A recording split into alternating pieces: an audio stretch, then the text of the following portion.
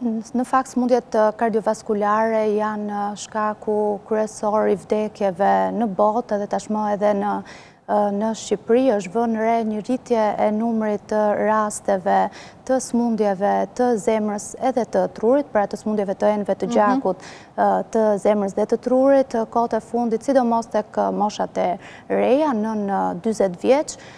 Ka ndikuar një sër arsyesh edhe shkaqesh. Mund të përmend lëvizjen më pak të moshave të reja, jetën sedentare, konsumimin ose abuzimin me substanca si duhani, alkooli, shtimin pesh pikërisht për shkak të këtyre arsyeve.